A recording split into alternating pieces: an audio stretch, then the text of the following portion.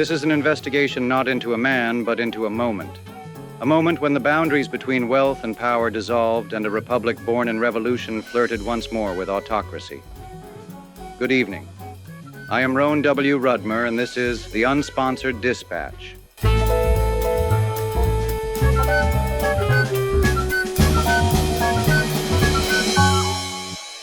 Tonight, we bring you a report that may chill the bones of any American still tethered to the idea that elections belong to the people. In November of 2024, the United States of America held a presidential election.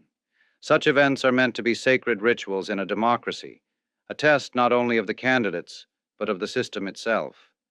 But this election, more than any other in recent memory, bore the fingerprints of manipulation not from a foreign adversary, but from within. From men whose fortunes exceed the treasuries of small nations, and whose ambitions seem to know no ethical limit. Mr. Elon Musk, a man once hailed as a visionary, now emerges in this report as something more complex, perhaps more troubling. Documents obtained by this broadcast, corroborated by independent reporters and whistleblowers, show a pattern of behavior that straddles the line between innovation and intrusion. In the months leading up to the 2024 election, Mr. Musk's control over a vast communications empire, spanning social media, satellite internet, and AI-driven data platforms, was leveraged not merely to influence public opinion, but to dominate it.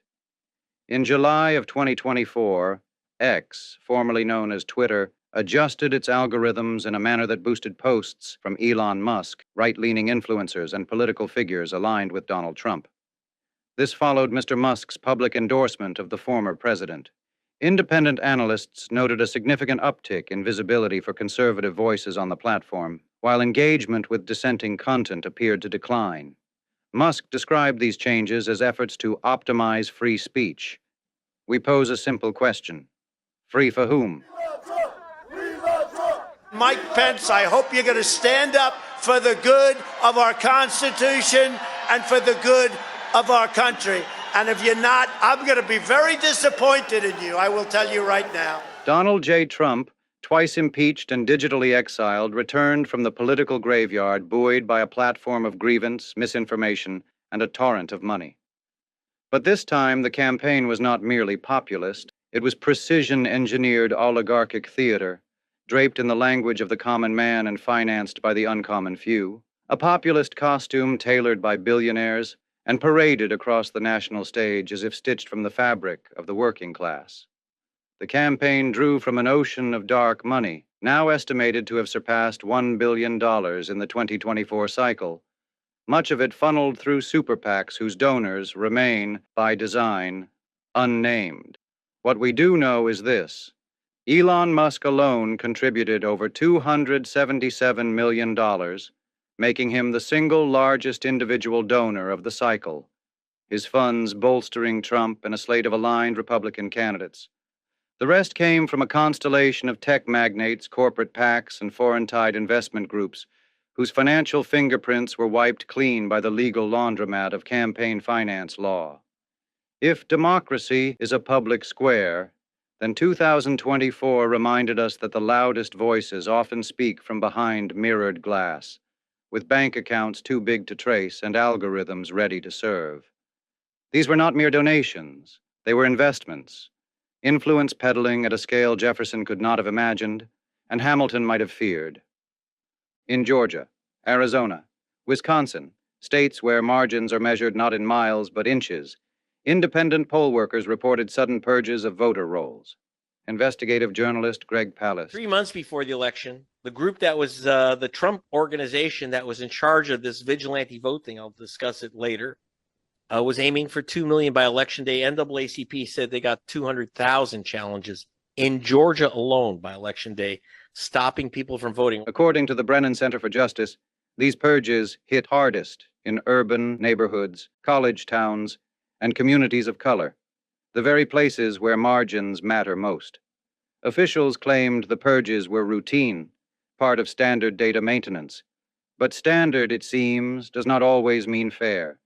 Critics point to error-prone matching systems and flawed data sweeps that have removed thousands of eligible voters. No credible evidence links these efforts to Mr. Musk or his companies. But in a digital age, where algorithmic oversight is sold as neutral and benevolent, one must always ask, who wrote the code and who benefits when it runs?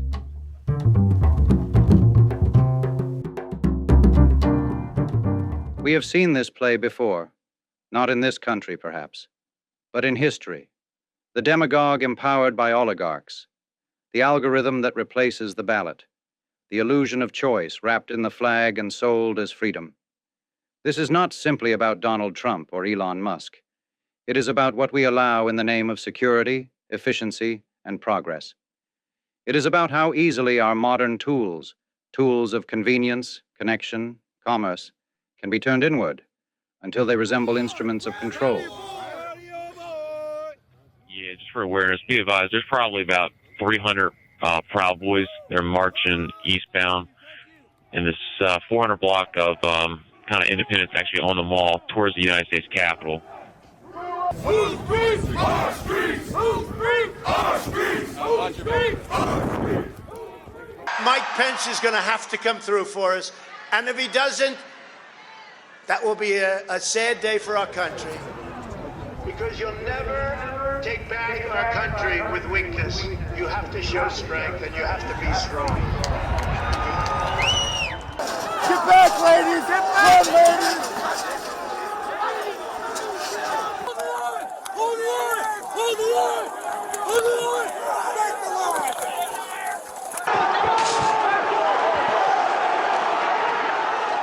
4 years ago, the nation stood at the edge of a precipice. That lesson, it seems, has been filed away like an overdue library book, rarely read and already gathering dust. This administration, built on that legacy, now governs the strange cocktail of silence and spectacle. Attempts to investigate alleged campaign irregularities have been stymied. Ethics boards have been defunded, inspector generals replaced, and a new executive order, signed February 2nd, 2025, places federal oversight of AI communications under a private task force chaired by, yes, Mr. Musk. We must ask, when the referee owns the team, is it still a fair game? Some will call this broadcast alarmist. Others will call it partisan. We call it journalism. In a democracy, skepticism is not a sin. It is a duty. The framers did not draft a constitution to withstand silence. They drafted it to withstand scrutiny. Tonight, we offer no verdict. We offer facts. And we ask you, the citizen, to render judgment. This is no longer a story about one man in the White House or one billionaire in Silicon Valley. It is a story about who owns the means by which we think, vote, and dream. I am Roan W. Rudmer reminding you that truth has no sponsor. Hold fast and maintain frequency.